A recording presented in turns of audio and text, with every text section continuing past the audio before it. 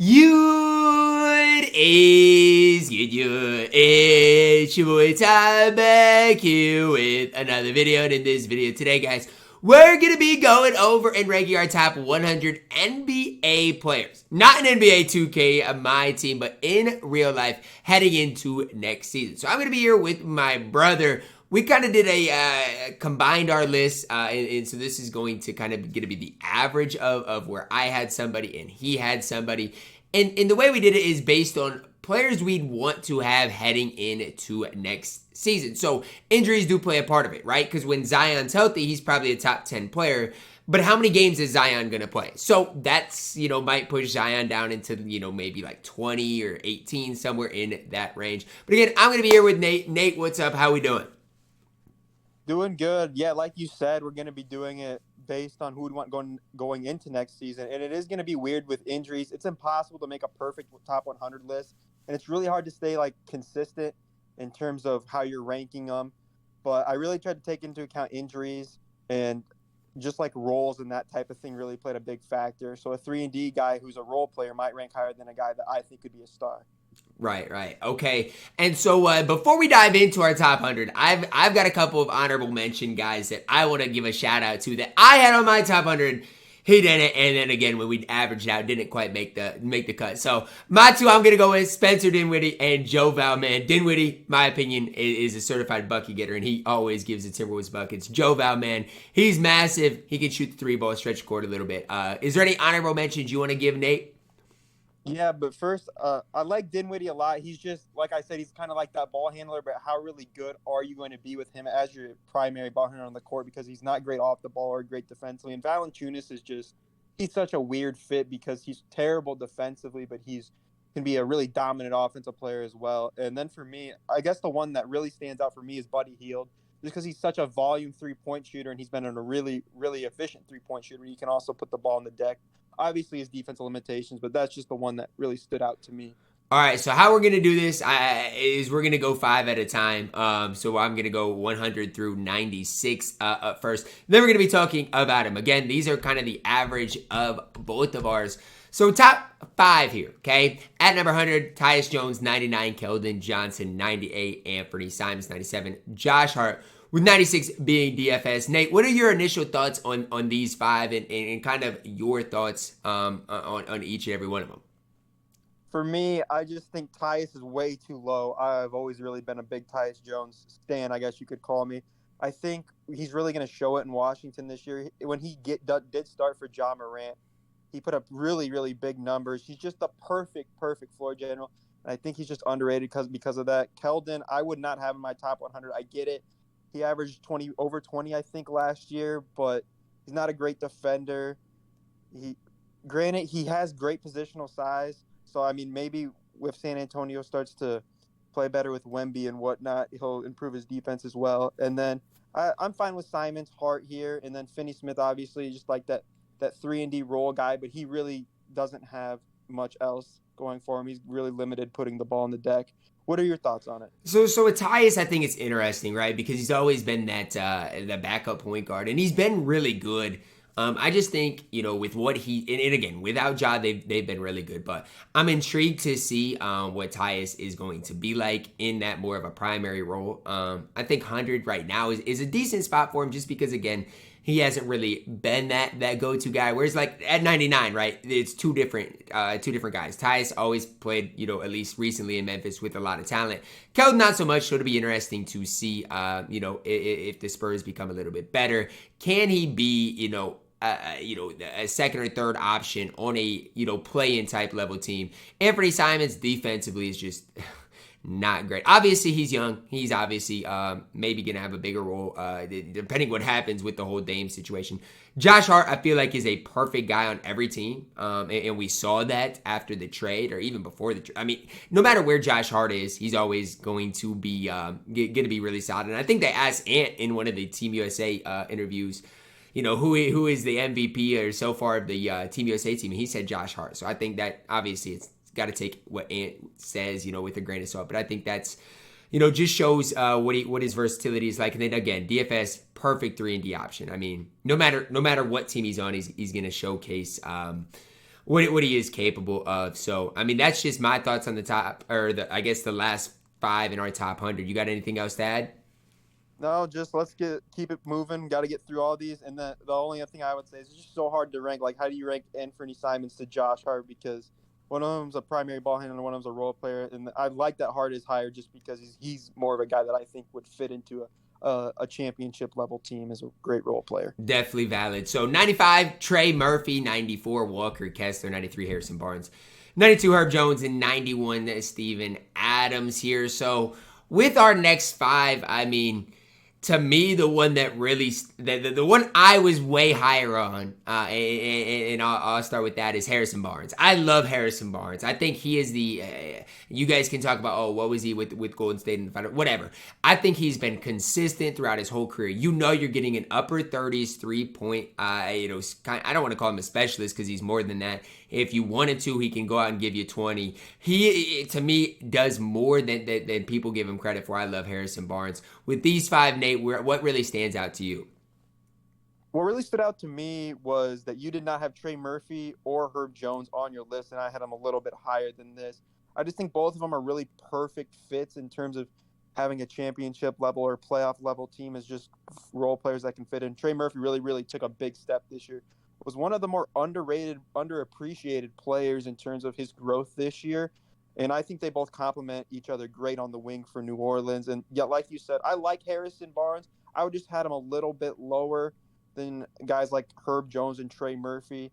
But it's respectable to have him this high. I mean, like you said, he's been consistent. I just think he's not as good off the ball necessarily as a Murphy or a Herb Jones would be. And then obviously Herb's defense is on a whole nother level, although he might not be the offensive player Barnes is. And then Kessler's fine, I think, right there. And same with Adams. They're both just kind of very similar level centers there that just kind of fill their role and do a good job of that. I think for me, when you mentioned the Murphy and Herb Jones off the ball, I agree. My whole thing is, if you put Harrison Barnes on the Pelicans, right, when they don't have a guy like Zion, I think Harrison Barnes would have helped them out immensely this year compared to a Trey Murphy, Herb Jones, where, obviously when they have Zion, they have another go-to scorer. But when you saw the Pelicans down the stretch, they lacked some offense. And obviously Trey Murphy's a spot-up guy. He knocks down shots at an elite level. Herb Jones defensively is a little bit better. But that's where I'm higher on Harrison Barnes. I think he can give you a little bit more. And that's where I was personally higher on him.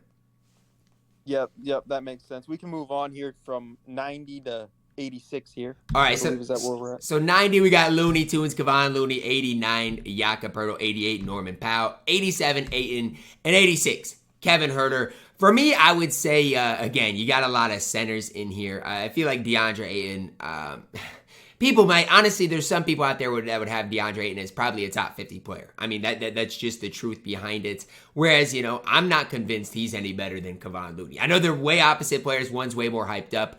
But that's kind of what really stands out to me with these. Obviously, Norman Powell, Kevin Huerter, different players, but both give you that scoring punch. What really stands out from 90 to 86 with you?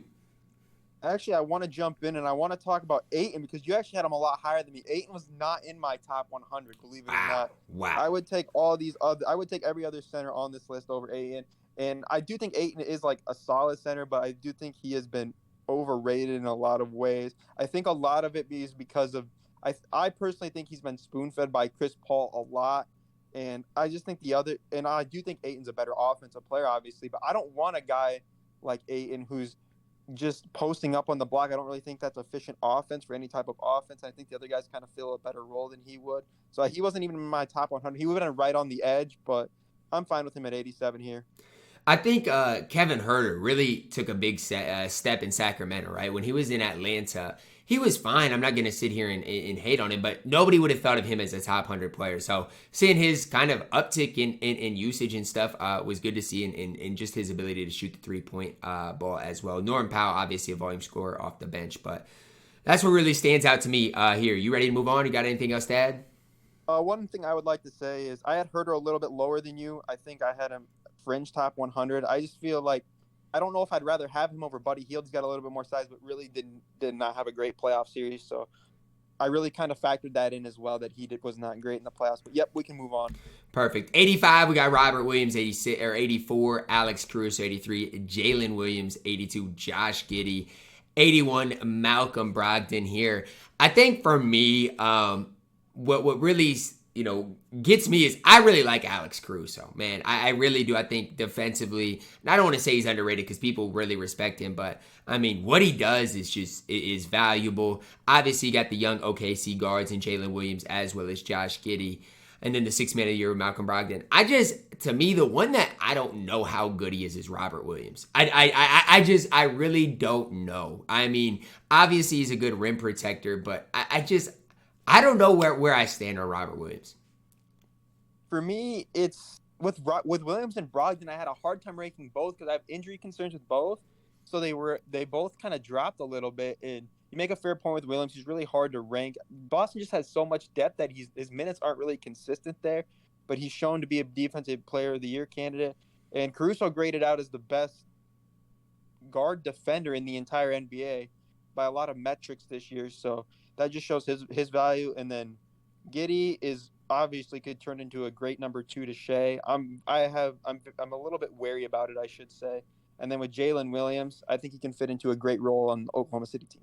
Yeah, this is definitely valid. I just think with Giddey and what he's shown, I think I hate to say it, like I just think his potential is off the charts. I mean, his basketball IQ is there. I mean, he shot the ball I think a little bit better last year if I'm remembering correctly. So I don't know. I'm looking for a big step in Josh Giddey, especially if OKC wants to take things to the next level. But I mean, that's just kind of where I stand on things. Definitely get your injury concerns with Brogdon, considering I think that's one of the main reasons he didn't even get traded. Are you ready to move on to our top 80?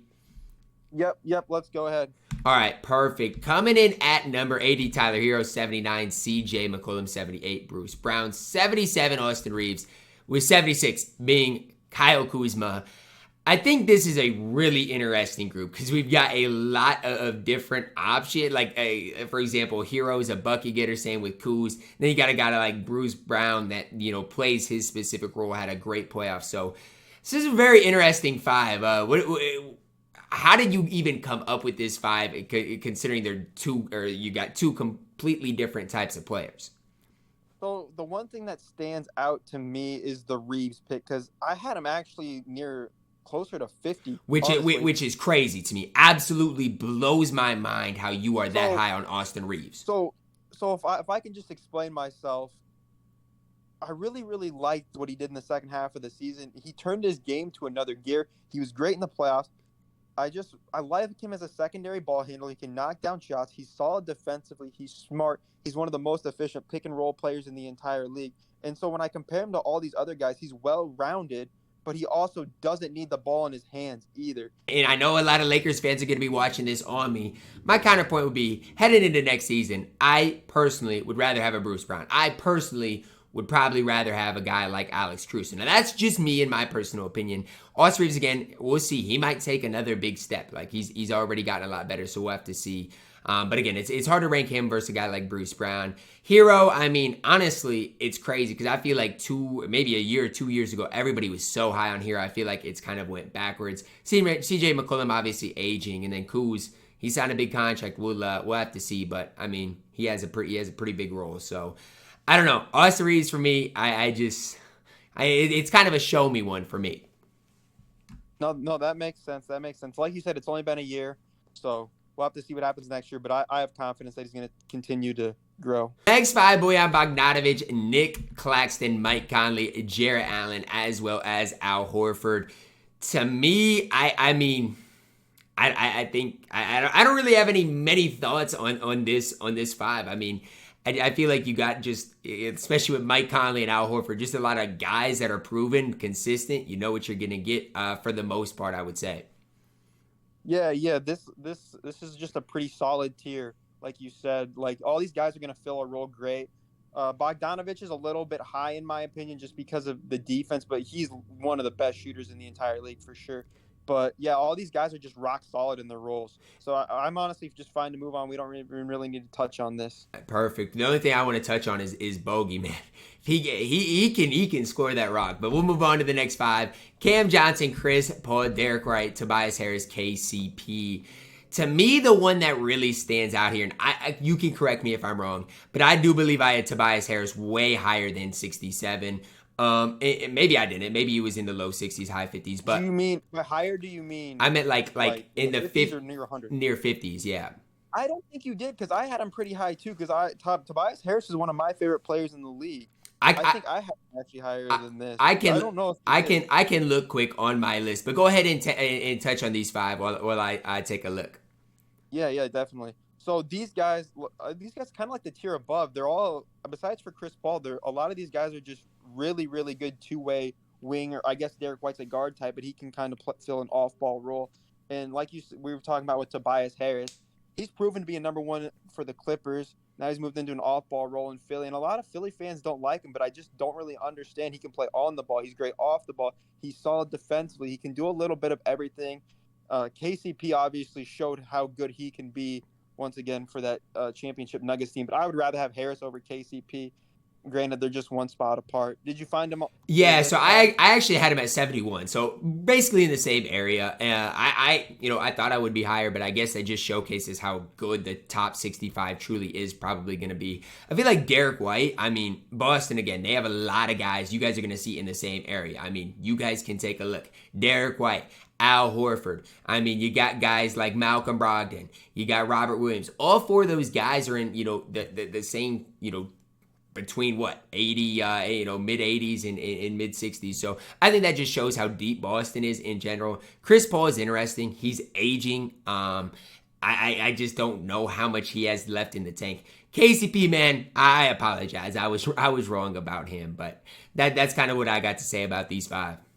Yeah, the one other thing I would want to say is Chris Paul would have been higher on my list had it not been for injury concerns. That was one of the main things that bumped him down. If there were no injury concerns, I would have him around in the 40s or 50s, I'm sure.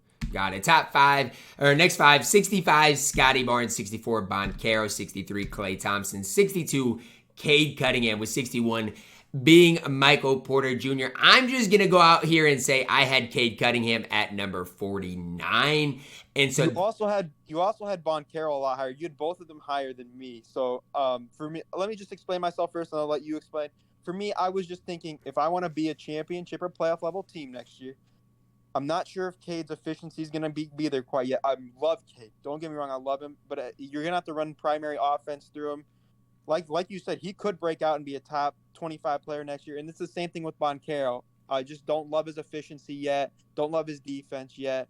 But he could break out next year. So that's why I had him lower. You can go ahead and explain why you had him a little higher. Yeah, so I actually, the Cade one, I was 13 spots different on. Boncaro I only had at 59, so not much difference there. Klay I actually had at 56.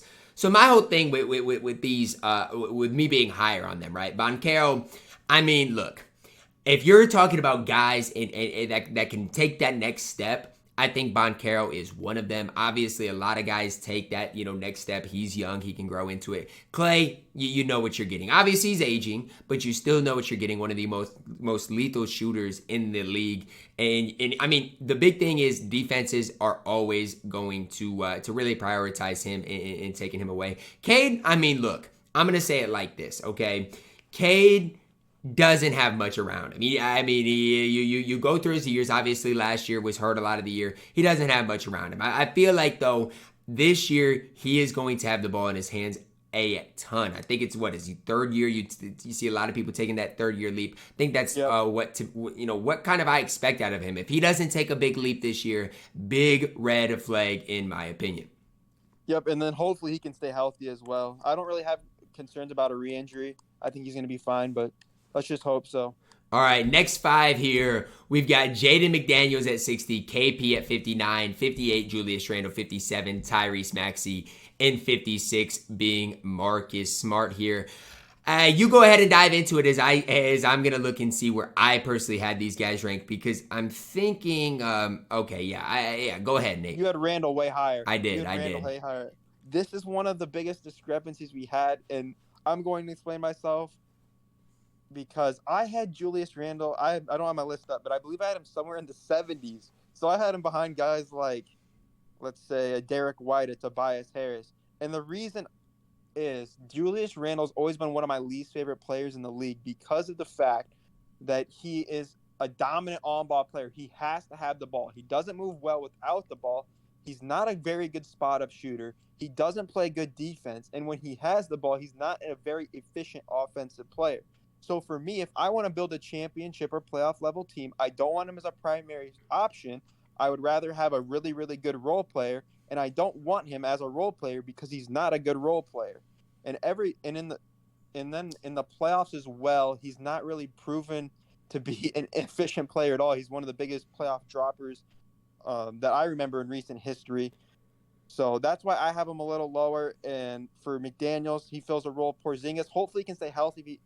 Like he did last season. He had a really, really great season. He would be a little higher if I didn't have injury concerns with him.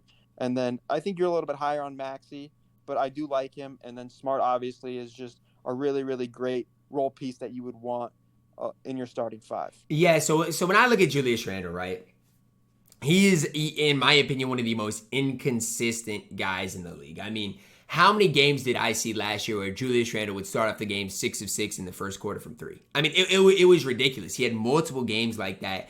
And then there's other games he's shooting, 4 of 19 and you don't hear anything from him. So that obviously I get people's kind of concerns with him. Obviously in the playoffs, it was Brunson's world. So I get it. My whole thing is, I mean, he is a bucket getter. I mean, he can score the rock, obviously high usage, but I get that. McDaniels, recent reports, he's 6'11". Man, I don't know about y'all, but a 6'11" on-ball defender in Jaden McDaniels that's only going to get better definitely is deserving of that top 60 in my opinion. KP, I think as far as a rim protector is definitely up there. He can stretch the floor. I'm interested to see his fit with Boston because they run a lot of switching, so interesting to see what KP will do there. Maxey, it depends what happens with Harden, but he's only going to grow. I mean, he's kind of not had the ball a ton because of Harden. If he gets a lot more, of the usage, I could see him kind of taking a big step. Marcus Smart, I think, is still underrated. I mean, people don't want to hype up Marcus Smart. I will. He is incredible.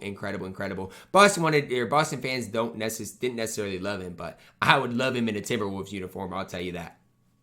The one thing I want to say is Julius Randle did get hurt in the playoffs. I don't really know how much that played a part in it, but I guess that is one excuse you could make for him before we move into our top our 55 here. Next 5, Miles Turner at 55, 54, Wemby, 53, Jeremy Grant, 52, Fred VanVleet, 51, Aaron Gordon. I think you had Aaron Gordon way higher than I did, if I'm remembering correctly. But go ahead. I don't think I really did. Oh, I had him at 58. So, I mean, okay, I must add him a little bit higher. A little higher, yeah. For Wemby's just so hard to rank. For me, I put him at 54 just because I already know that the rim protection and defense should be really, really good. I mean, you can't teach that length, that athleticism, and that height, and that he's fairly fluid as well. So that rim protection, I just threw him in at 54. He could be better. He could be worse, but that's where I threw him in. I really like Miles Turner. I think he's one of the more underrated players in the league because of what he offers on both ends. Just to fill a role, he can knock down shots, and he's a great rim protector. And then Grant, another great role player. Gordon, obviously a great role player. Him and Grant, I think you can kind of interchange him. I took Gordon in terms of as a cutter, and I think he's a lot better defensively. Grant's obviously a better shooter, a little bit better scorer. And then VanVleet, really an efficient year, but he's still an incredible floor general and great point guard. I think he should have a lot better season and more efficient season. The one guy here I'm really a big fan of is Jeremy Grant. I've been a fan of him, I think, since the bubble season in Denver. I love his versatility. He's not necessarily a great defender, but he's a good defender, a great shooter, and just can do a little bit of everything, even in the post-up game. Anytime he shoots the ball, I think it's going in, and I think that speaks to the contract he got and other stuff like that. Obviously, Aaron Gordon, I think a lot of the reason he is so good is because of his fit in the scheme with Jokic. Obviously, he was good before he got to Denver, stuff like that, but I think that definitely helps him out. Fred VanVleet, yes, if you look at his shooting percentage, not good. But I'm going to be interested to see what he does in a new setting. Wemby, obviously, like you said, defensively is good. The Wemby versus Miles Turner is interesting, right? Who would you rather have going into next season? Not, for their whole career, but going into next season. I think that is very interesting. Obviously, Miles Turner probably going to shoot the ball better than Wemby. But yeah, that's what I think is an interesting debate there, between 55 and 54. Yep, yeah, definitely. I had them ranked right next to each other. So it's a coin flip. It really is. Moving on to our next five, Andrew Wiggins at number 50, 49, Brooke Lopez, 48, OG Anunoby, 47, Bradley Beal, and 46, Chris Middleton. The one that really stands out to me is Chris Middleton, right? People are going to look at Chris Middleton over Bradley Beal and probably think, are you crazy? For me, we can't forget what Chris Middleton has done throughout his career, especially in my opinion, when it comes down to clutch time and making winning plays. I feel like Chris Middleton a lot of times does that. Obviously, OG, great defensively, always in that DPOY conversation. Same thing with Brooke Lopez, new Brooke Lopez, DPOY. Andrew Wiggins, just kind of a great, I'll call him a role player in Golden State. Obviously, missed some time last season and struggled maybe to get back in his flow. What really stands out to you with these five? Who is I maybe higher on than you? You know, what really catches your attention here? Nothing really catches my attention. I think you were a little bit lower on Beal than me, probably. I think Beal, just because of the situation in Washington, people didn't really understand how good he's been the last couple of years, despite being on a bad team. And yeah, I'm fine with Middleton this high. I had him pretty high too. Hopefully, he has a bounce back year. Like you said, he had a very, very poor year last year, but it was also very injury riddled, which is what I would contribute most of it to. I think he'll progress back to the median of who he is. No, definitely, definitely. And as I'm looking at my list, I had Beal at 41. So I don't know. You must have. Oh, maybe I'm You wrong must then. have had Beal like mid 50s, but I mean that's all fun to look at there. I So thought I had him higher. We'll, Interesting. we'll, hop All right. in, Anyway, we'll hop into the next five here. Zach LaVine, 45. Evan Mobley, 44. We'll talk about that one. DeJounte Murray, 43. Garland, 42. DeRozan, 41. The one for me stands out is Mobley. I had him at 54. You having him at 44 seems crazy to me. I'm interested to hear your take on that. Obviously, LaVine, bucket getter, no issues with that. DeJounte Murray, just a decent, secondary ball handler. Garland can give you a bucket. And DeRozan is tough. No question about that. Interested to hear where you're at, with these next five. so for me, it was weird because you actually had Garland and Mobley both ranked quite a bit lower than me. For me, when I look at Mobley, he's a great rim protector, but not only that, he can guard the perimeter. I really, really like defensive versatility.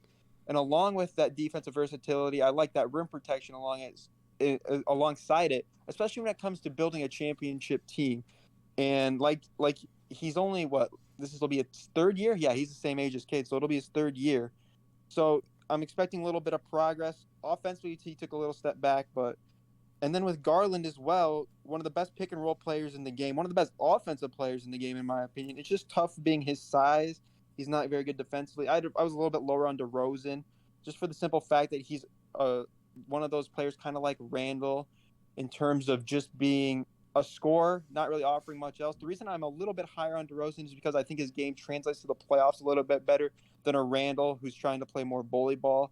And then I'm fine. I was a little bit higher on LaVine than DeRozan as well. I think I had him maybe one spot apart.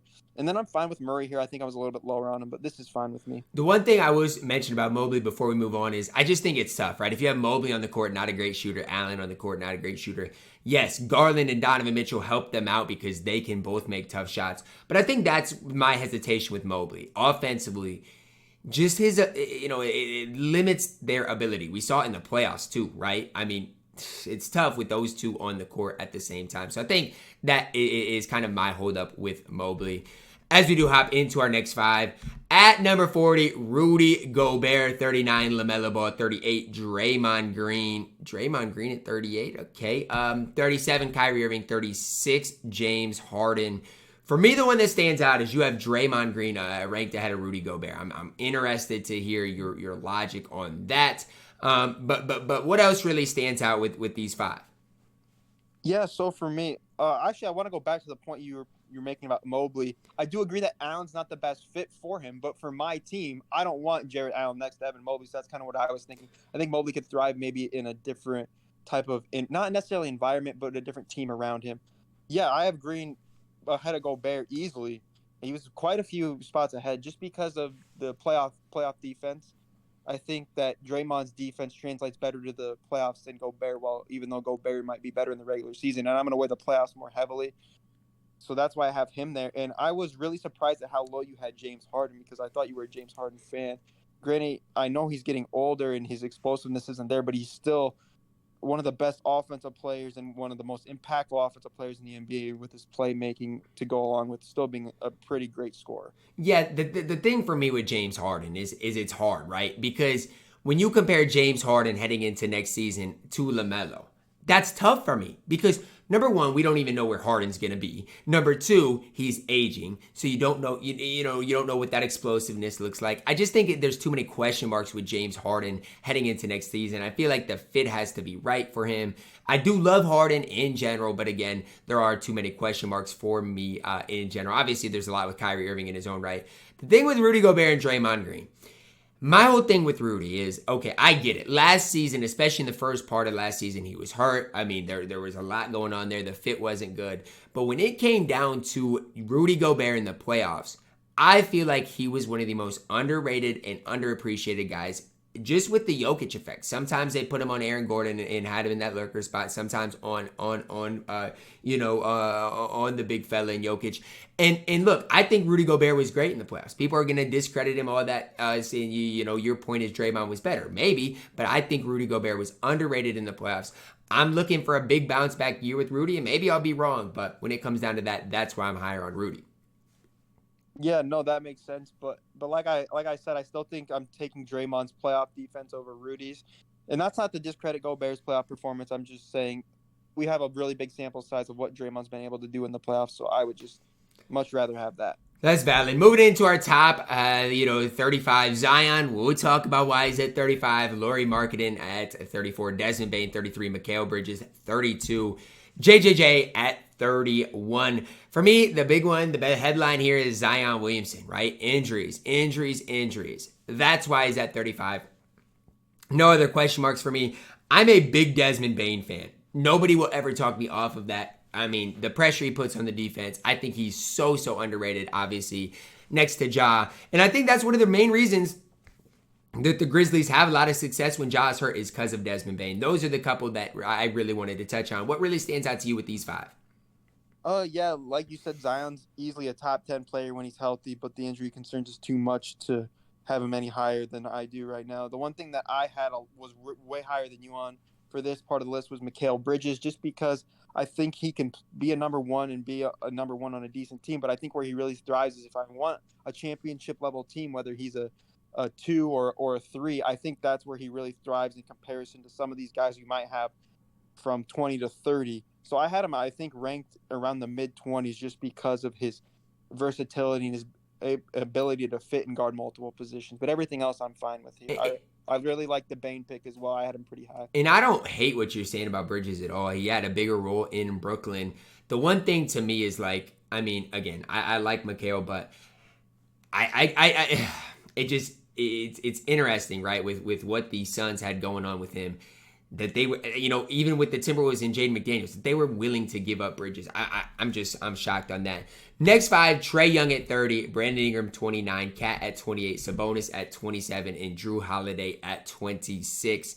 For me, when I look at this, right, it's Domantas Sabonis. I was way higher on Domantas Sabonis than you were. The big thing for me is in the regular season, Domantas Sabonis was an issue. He was an absolute problem. And in my opinion, one of the main reasons the Kings were so successful. Obviously, he's one of their best players, but I give a lot of that credit to Domantas Sabonis. And to be honest with you, I was higher on Sabonis than De'Aaron Fox. So that's what I'm interested to hear your thoughts on. And yeah, go ahead. I have no words to describe the monstrosity of when you sent me your list. And I saw a guy that I had ranked in the 40s, being ranked number 14 in the NBA. I mean, my goodness, did you not watch the playoffs? And here you go. All you had to do was, no, let me speak. It's my turn. You had your turn. It's my turn. You had Sabonis 14th. We'll get to some of these other names that you were ahead of him. Ahead of Fox? Did you watch the playoffs? I get it. Sabonis was playing with a broken hand like the whole second half of the season, I believe. But the playoffs have to count big time. And I don't think Sabonis in the playoffs is going to be near as effective as he is in the regular season as we've seen with a guy like Cat. It's just hard for a big like that to be that he can't protect the rim. The Warriors, it was just horrible. It was a terrible matchup for him too. But even offensively, he's getting dominated by Looney and Green. I had no words to describe how distraught I was when I saw that. And I will give you credit. The playoffs were not good for Domantas Sabonis. But do we forget about what seed the Kings were? Did we forget about them lighting the beam during the regular season? Did we forget about the Sacramento community? That city having some fun for the first time in a long time? They didn't do that last year. The reason they were so successful is because of that man we have at number 27. That's the issue I have with you basing it off of 7 games. It's not fair for a guy that was, in my opinion, the most valuable player for the Sacramento Kings, and one of the main reasons they even got to that point. You can say, oh, they had Keegan Murray, they had all these guys. Their roster, outside of Domantas Sabonis, was not that much better than it was in previous seasons. I know they were healthy, but they won, 49 regular seasons games. Put some respect on his name. All right, whatever. Let's move on. Moving on to the top at 25. Pascal Siakam, Jalen Brunson, Bam Adebayo, Paul George, and Tyrese Haliburton. For me, I will never say that Bam Adebayo is better than Cat. You obviously think so. So, I mean, hey, go for it. You're Bam stan. Yeah, he's also better than Sabonis. Nope. Because the playoffs need to outweigh the regular season. That's just the playoffs are more important than the regular season. Bam has been better than both Cat and Sabonis in the playoffs, despite being worse in the regular season. Really? I will give you really. That. So how did Bam play against Jokic? He was fine. You can't do anything with Jokic. Cat guarded Jokic better than Bam. Come on, man. What are we talking about here? Excuse me. He had a Gobert lurking. There's no one lurking for Miami. That's a really big part of it. If you're gonna credit Gobert for being great at lurking and being great in the playoffs as a lurker, then we have to also acknowledge that Bam didn't have that. All right, then we also have Bam's to ability. Then we also have to acknowledge that Bam shot an effective field goal percentage in the playoffs of 48%. If you want to talk playoffs, let's talk playoffs. I don't care about that. So what do you care about then? I care way more about what he's doing on the defensive end and his ability to switch, because that's when it happens in the playoffs. It's the same thing with Green. That's when those type of players always show that they're way more effective in the playoffs than the regular season, because it's harder for the offense to adjust the switch ability than drop coverage. I get what you are saying, but I'm just saying you can't talk about playoffs and realize Bam Adebayo was not good in my opinion in the playoffs. If you want to talk about him as being a great defender, you do not give 30, you don't give up 30, 15, and 8 to somebody. You don't. If you want to be talking about a defensive player that you're candidate. If you want to be talking about a top 23 player, you don't shoot 48% effective from the field as well. I just don't see what Bam really provided in the playoffs if that's what you're standing on, downgraded Cat and Sabonis. Jokic is doing that to anyone in the finals. Okay, if he's doing that to anyone, then why would you rather have Bam than Cat? Or Sabonis. Because of Bam, Jokic is his worst matchup. Think about it. Because the switchability doesn't matter like it would in other series. Man, all I'm gonna say is you guys are gassing Bam in the playoffs. I saw it all playoffs long. People gassing Bam Adebayo. The man was not even great. He was okay. He was maybe a top 28 player in the play. He was not great. People gassed him. Like Caleb Martin was better than him in the Eastern Conference Finals. I mean, what are we really talking about here? All right, let's move on. Oh, one other thing I want to touch on is George would be a lot higher for me. I actually had him lower than you did. I don't think I had him this high, but it's just the injury concerns again. I get it. I just, what was it? Probably 3 or 4 playoffs ago now. He went absolutely nuts. Yeah. Jamal Murray, number 20. Fox, 19. JB, 18. Ant, 17. Wow. And Ja Morant, 16. The one that stands out here for me is Anthony Edwards. I do not think I had him even in my top 20. I had Ant. Oh, I guess I had him at 18. Never mind. Right where you had him at. Here's where we start talking about that superstar tier, in my opinion. I mean, maybe not, but when you're talking about Ja Morant, you're talking about a superstar level player, in my opinion. Even Jamal Murray in the playoffs, I would go as far as saying that. What is your biggest takeaway here with your, these five? Yeah, so this five, I mean, you look at three that played incredibly good in the playoffs, and Edwards, Fox, and Murray. They all played great in the. I mean, Brown gets a lot of slander, but he's actually always been a really really good in the playoffs. The turnovers have been a problem, but he's always still been solid. I mean, it's been very similar to his regular season numbers. And then Morant would probably be a little bit higher, but I do have some obviously concerns, just maybe for a couple spots that would slide him down. But I think all these players are guys that are really, really great in the playoffs as well. So I really like them. I also would like to say that I would have Halliburton right probably above Edwards and Brown in terms of regular season impact. I really, really like Halliburton, but we haven't seen him in a postseason yet, and we've seen Ant and Fox and Murray and all these guys rise in the postseason. So that's why I have them a little higher. Definitely valid there. Moving on to our next five: 15 Donovan Mitchell, 14 Dame, 13 Anthony Davis, 12 LeBron James, 11 Kawhi Leonard. For me, what really stands out to me is you have Kawhi over LeBron heading into next season. I can't say I agree with that, or think on the same type of train of thought there. So I'm interested with your thoughts there, especially with all the injury concerns. I actually don't think I had Kawhi above LeBron because of that reason. I would have to take a look at my list. Maybe you did and you just forgot. No, I'm looking at my list now. I have Bron at 10 and Kawhi at 12. So pretty close. Maybe I didn't. Pretty close, but just a little bit of variation there. So maybe I was wrong then. All these guys from 11 to 13 all have major injury concerns, which is really holding them back. I actually made a list of my top 10 players when healthy, and Kawhi at number 4. So that just explains how good I think he is. I think he's actually, you can make an argument, he's the best playoff performer in the NBA right now when healthy. But that's the thing, when healthy. It's the same with LeBron, same with Davis. Not to the extent where it is with Kawhi, but I do think Kawhi's the best player out of them all. And then Lillard and Mitchell, just two incredible offensive. They're like a top 15 offense by themselves, top 10 offense by themselves, so they have to be this high. And I think maybe it was last year. I don't know. One of these years when we did it, I had Kawhi is maybe like top 3 or top 5 player, and people didn't like that. So now that we're at our top 10, we're going to go one by one. At number 10, Devin Booker. For me, I'd have to look at my list again, but I do think I was higher on Devin Booker than somebody we haven't gotten to yet, and I'll explain that when we do get there. Never mind. Yeah, I was, and we'll talk about that when I get there. I had Book at 9, so basically the same spot. I think Booker is absolutely incredible. Obviously, hasn't gotten over that hump yet.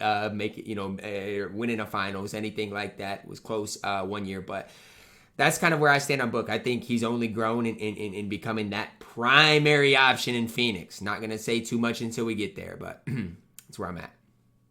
Yeah, another playoff riser. I'd probably still take a Davis, LeBron, or Kawhi over Booker when healthy, but Booker's proven to be healthy, so I think 10's a great spot for him.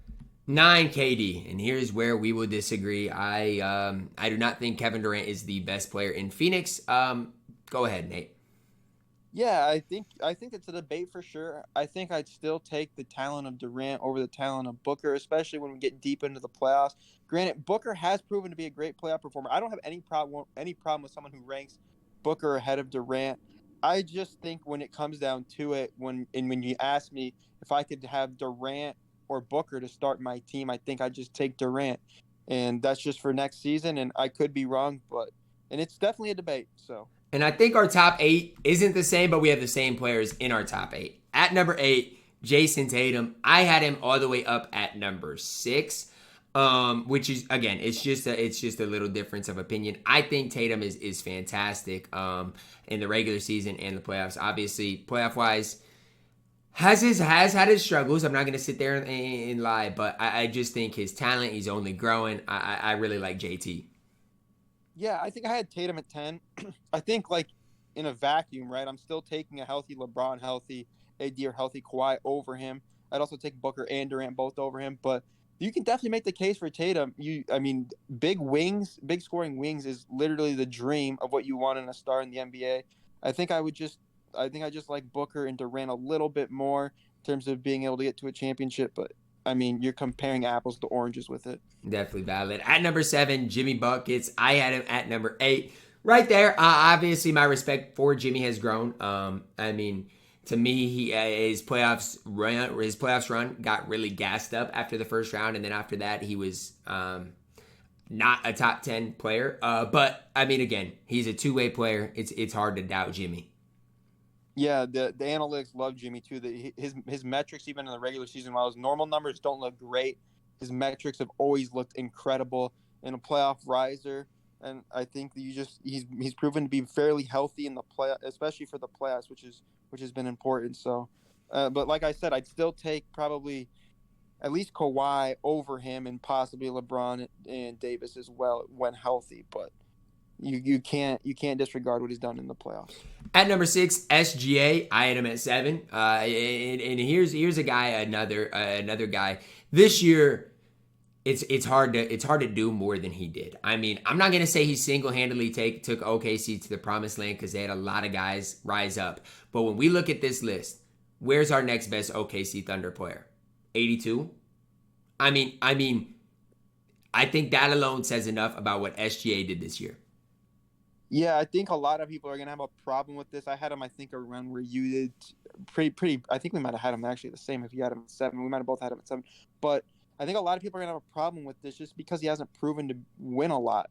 And we've seen him in 2 postseason games. He was incredible in the one against the Pelicans, that play-in game where they upset the Pelicans. He was unstoppable, and he really, really struggled against Minnesota. But it's like you said, he just carried that team. He's efficient. He's not a defensive liability. He can shoot decently still. He's fine off the ball. He's not great off the ball. It's one area he could improve, but he hasn't needed to be off the ball at all. And just offensively, he's just a machine. He's an efficiency machine. It's just, and like you said, he didn't have a great team around him. And he's super smart, man. He knows how to get to the line, stuff like that, especially down the stretch.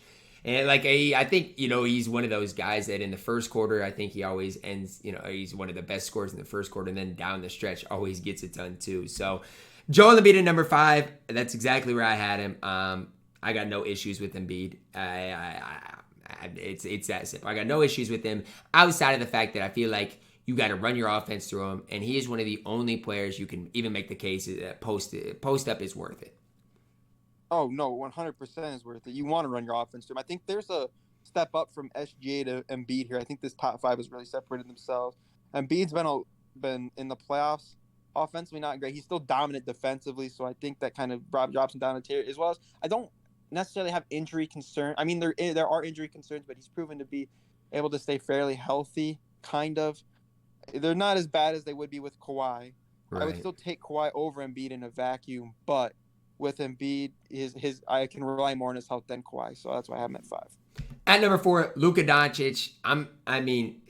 The one thing I will say is, last year, I know he wasn't bad. I'm not saying Luka was bad, but his inability, and it's not all on Luka, to get that team to the play-in game, and watching a guy like SGA do it, it's a little concerning. That's why he's not any higher than 4. I know some people would even have him as top 3, but that's why he's at number 4. I like Luka, but I just feel like his inability to affect the game outside of having the ball in his hands concerns me a little bit. I don't have any concerns. It's kind of the case you made with SJ. You saw that you had Gideon, Jalen Williams at 82 and 83. I mean, Luka for most of the year, his best player was at 96 right now until they got Kyrie Irving. And granted, it fell off after Irving, but it's hard to add a player midseason. We've seen that before.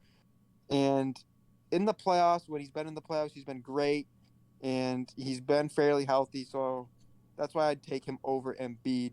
Just in terms of playoff impact, I'd rather have Luka. Yeah, and Embiid has always had more talent than Luka. I think that's an obvious thing to point to there. Number 3, Steph Curry. It's pretty self-explanatory. I don't even need to say anything on him. I think you could have him at number 2 if you wanted to. He's consistent even as he's gotten older. Just an absolute. I'll say it. I think he's the best point guard of all time, but that's me. Yeah, I think we can save it until we talk about number 2. I think he's pretty clearly probably number 3 right now. Number 2, Giannis Antetokounmpo. I mean, again, people might want to slander him for getting first rounded, all that stuff. I think people are so quick to judge players. Giannis is incredible. A year ago, he was the, I think, no-brainer. 2 years ago, no-brainer number one player in the league. I'm still really high on Giannis. Yeah, I think it's definitely a debate between him and Steph. I mean, you could even throw Luka into the debate. I think where I like Giannis is just that defense and that rim protection that he brings that is different than all these other I guess not Embiid brings it too, but than 4 and 3, and he's proven he can win a championship and proven to be great in the highest pressure situations. Not always been great, but he's proven it, and that's why I would take him over Steph.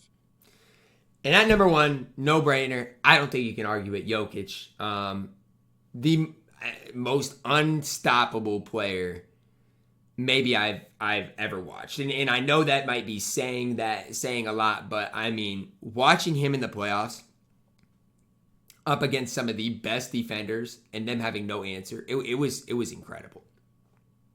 Yeah, I think when we look back, and it's hard to say right now, we're gonna recognize that he's one of the greatest offensive players of all time. Definitely top 5, I think, when we look back in terms of just especially if he can kind of maintain how he's been the past few seasons for at least a few more here. The only thing is obviously that he's not bad defensively. He's horrible at protecting the rim for them. I mean, we saw Ant just go at him the entire series against Denver, but he proved that you can have a great form a solid defense around him, at least in the postseason, which was the one thing that I think a lot of people question going into the postseason, and he just elevated his offense that much more. So I think it's unquestionable that he's number one, the most dominant force in the league right now. Right. So when I look back on this list, I mean, again, I feel like a lot of people are going to get mad about little things. Maybe somebody, is really high on, let's say, like, I'm just going to throw a DeMar DeRozan, right? You could debate DeMar DeRozan anywhere from, I think, 29 to 25, or, even a guy like, I don't know, Bron. People might be mad he's not in the top 10. Look, again, injuries matter, aging players, it all matters. That's what I took into consideration. And again, this is just our opinions on things. You got anything else to add before we wrap it up? No, like you said, it's impossible to make a top 100 list. So I just would be curious to hear who people think is the most underrated player on this entire list, and to leave a comment on who they think that would be. Yeah, absolutely. Who were we too high on, too low on, just like in our tier list, guys? Let us know down below in the comments. Drop a like on the video, guys. Subscribe if you are new. And as always, man, love y'all and have a blessed day.